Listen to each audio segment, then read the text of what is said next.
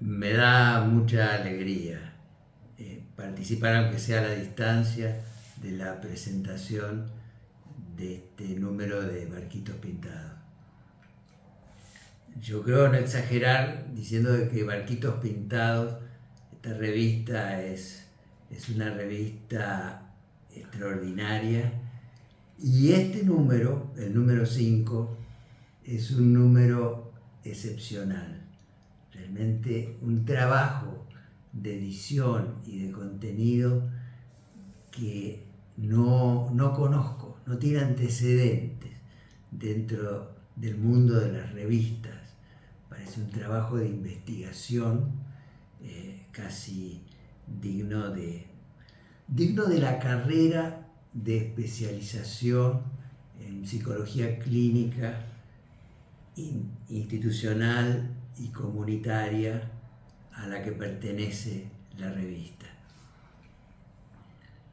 Tal vez lo más importante de este número, y por eso digo que es excepcional, es que es un número que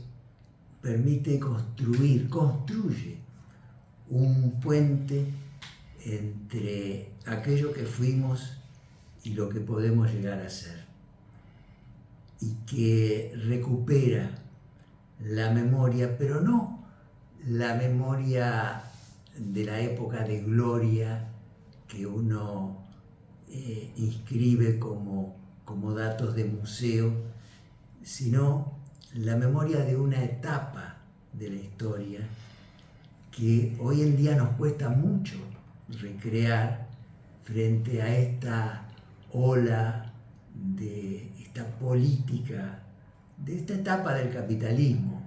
hay que decirlo así, que suele eufemísticamente llamar neoliberalismo, y que incluye los aspectos más reaccionarios, más conservadores, más fascistas, más totalitarios. Es difícil en este momento poder recrear esos momentos, tal vez la única etapa en la historia donde el capitalismo estuvo en crisis, donde los movimientos sociales, económicos, militares, políticos y también culturales obligaron a un retraimiento del capitalismo. Etapa sin duda de los años 60, de los años 70, que comenzó con la Revolución Cubana de 1959 y que se llevó hasta la derrota del ejército norteamericano en Vietnam. Esa etapa, desde el 59 al inicio de la década del 60 al 70, fue una etapa importantísima en el sentido de cómo las fuerzas más revolucionarias podían poner en crisis y hacer retroceder a eso que hoy en día se puede ver como una contraofensiva, esas fuerzas reaccionarias, totalitarias, fascistas, que solo se pueden entender hoy en día en función de lo que fue en ese momento esa ofensiva que generó la contraofensiva que estamos padeciendo. Y que no solo fue a nivel económico, militar, como decía, la derrota de Vietnam, el empate en Corea, no solo fue una derrota militar, una derrota política, una revolución socialista en las mismas narices de los Estados Unidos, sino que fue fundamentalmente un avance en el campo cultural, un avance desde lo que podía ser los sectores más revolucionarios, más progresistas. Piensen ustedes en el boom de la literatura latinoamericana, el momento donde aparece Gabriel García Márquez, Mario Vargas Llosa, Cortázar, Rulfo, ese momento de gloria de la literatura, pero no solo de la literatura, la pedagogía del oprimido de Paulo Freire, la teología de la liberación de Frei Beto, todo eso a lo cual en cierto sentido se sumó el psicoanálisis. El psicoanálisis que tenía una historia, justamente una historia muy progresista, cuando se instaló el psicoanálisis, cuando apareció en la década del 40, el 50, el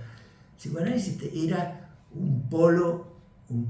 progresista, un polo novedoso, innovador, que tenía un único enemigo, que era la psiquiatría manicomial. Y esa fue, estoy hablando de la década del 40, del 50, cuando el psicoanálisis tiene su auge inicial. Eso fue después lamentablemente tomado por las instituciones, por la IPA fundamentalmente, que lo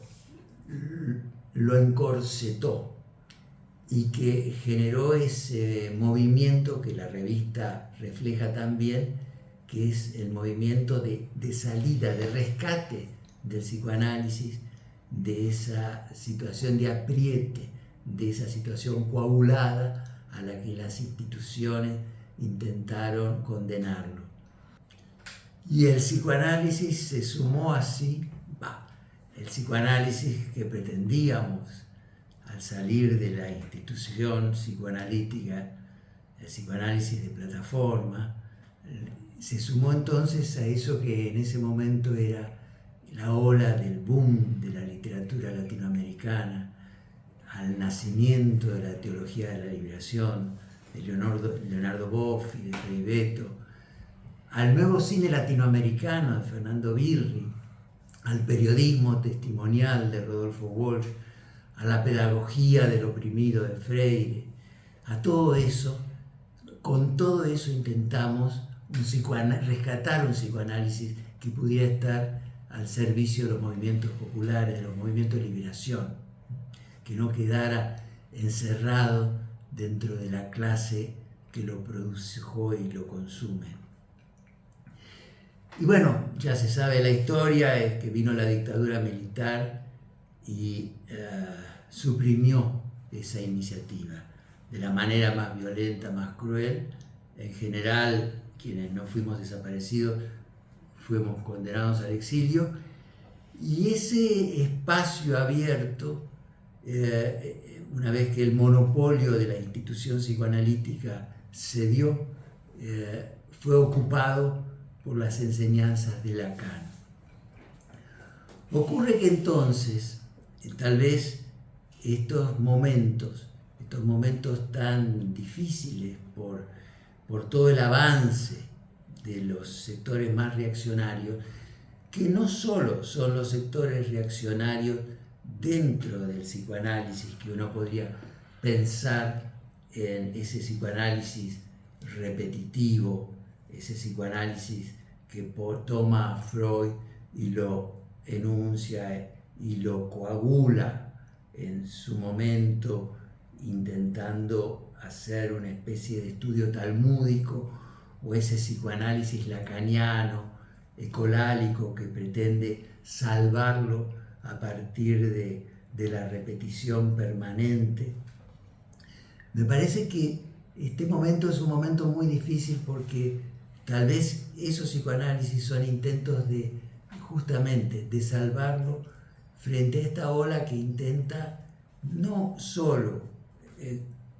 reforzar el psicoanálisis reaccionario, sino acabar con el psicoanálisis y reemplazarlo por los psicofármacos, por las neurociencias, por las terapias cognitivo-conductuales, que le son mucho más funcionales a este sistema, porque garantizan la adaptación a lo injusto y desigual de este capitalismo. Entonces, me parece que tal vez el rescate de esta historia que hace la revista, la posibilidad de armar un puente con esto que es lo actual, la producción actual, la producción de las nuevas generaciones, y sobre todo eso, poner a las nuevas generaciones como responsables y como protagonistas de este futuro, de esta presencia del psicoanálisis en el siglo XXI. La revista tiene toda esa historia, tiene algo importantísimo, que son las fotos. Las únicas fotos, es un mérito enorme haber conseguido ese único testimonio visual que queda de Plataforma, porque tal vez ustedes se preguntarán por qué no hay una sola foto de Plataforma, sino esas dos que aparecen en la revista. Nosotros teníamos reuniones interminables,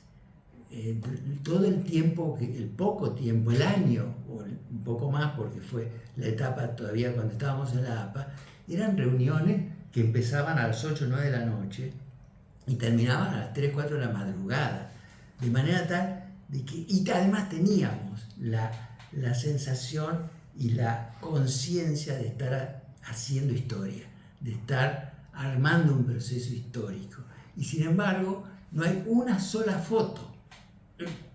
del grupo, de la reunión grupal.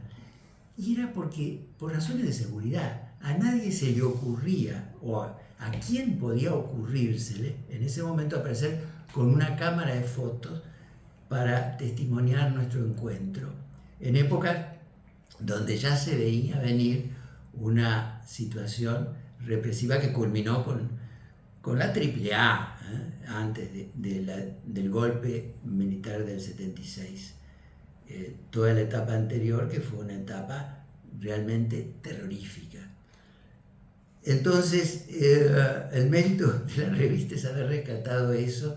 y sobre todo armar esto que me parece que está en la propia estructura, la propia ideología, el propio concepto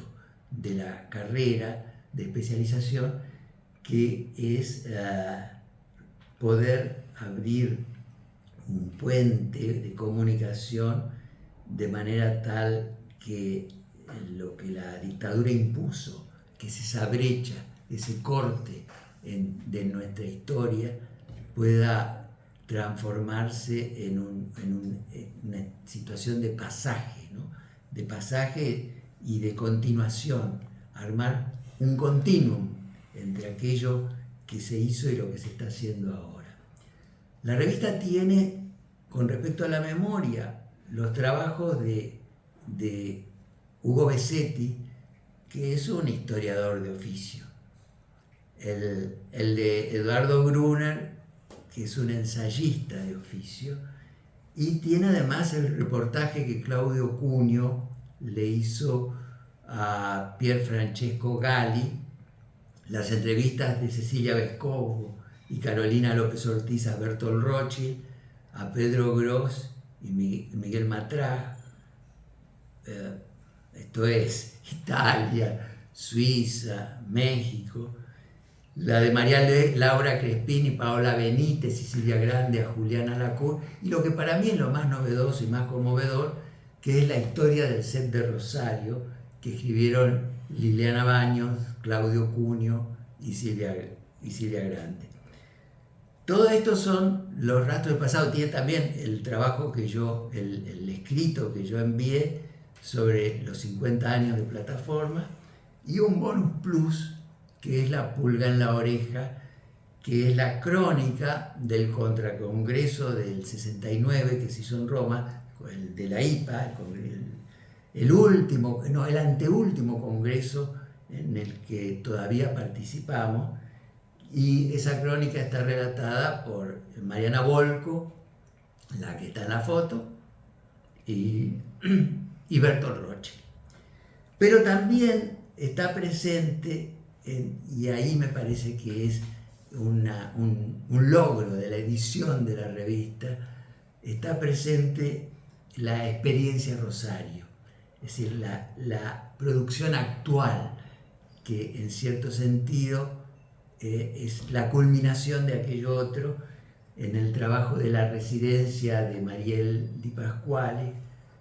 al fin los niños, en una facultad de psicología donde por todo el peso y el dominio del estructuralismo lacaniano, los niños fueron casi soslayados o suprimidos. Al fin los niños aparecen en el trabajo de Delfina Rossi y Nancy Cauci, y la práctica en el territorio de Sabrina Ballatore. Esta revista va a quedar entonces para la historia, pero va a quedar como un instrumento de trabajo para las nuevas generaciones, que es realmente a quienes está destinada y en quienes descansa el futuro de nuestra disciplina. Les deseo lo mejor y sobre todo felicitaciones por la revista.